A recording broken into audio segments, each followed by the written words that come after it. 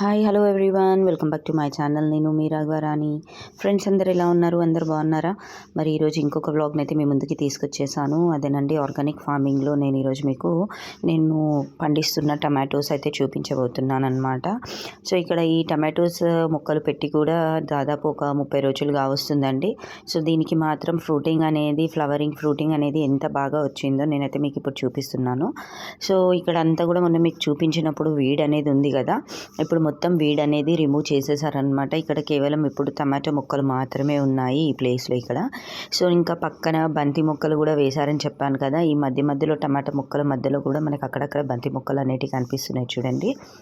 So tomato మొక్కల పక్కనే బంతి మొక్కలు కూడా ఉన్నాయన్నమాట.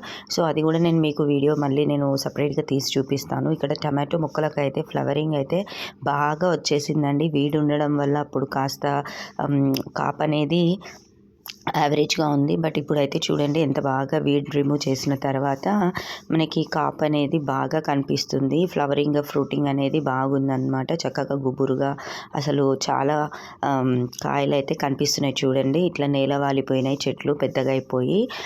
ఇంకా చూడండి ఇక్కడ చూసినా కూడా మనకి ఇట్లా గుత్తుల్లాగా కాయలు అలానే పువ్వులు అయితే కనపడుతున్నాయి. సో ఇవన్నీ కూడా మనకి ఇంకా పంట చేతికి రావడానికి కొంచెం టైం అయితే పడుతుంది. ఒక వీక్ 10 days అయితే పడుతుంది అనమాట.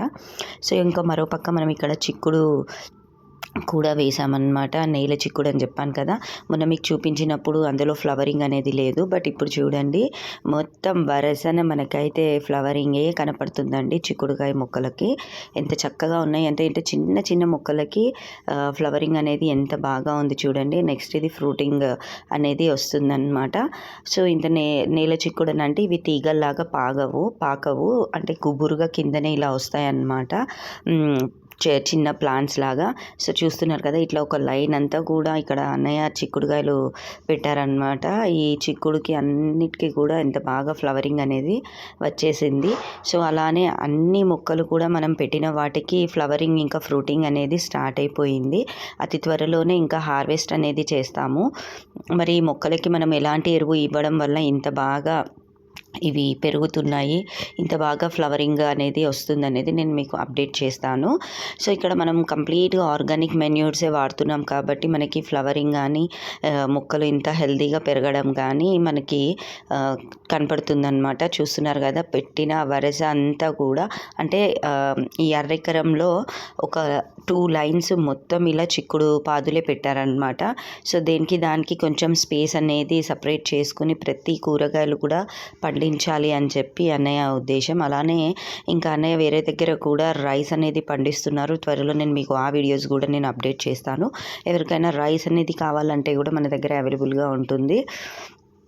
సో తొందరలో ఇంకొక వారం 10 రోజుల్లో మనకి కూరగాయలు హార్వెస్ట్ అనేది కూడా చేస్తామన్నమాట. సో అక్కడ నుంచి కావాలి అనుకునే వాళ్ళు కొనుక్కోవచ్చు, దగ్గరలో ఉండే వాళ్ళు వెళ్ళి.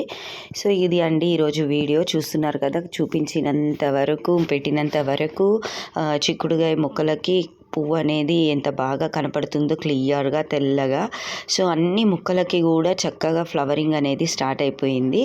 ఇంకా ఆ పక్కన కూడా టమాటో మొక్కలు అయితే చాలా గుబురుగా అసలు బాగా పెరిగాయి. ఇదండి వీడియో నచ్చితే లైక్ చేయండి, షేర్ చేయండి, సబ్స్క్రైబ్ చేయండి. Thanks for watching. బాయ్.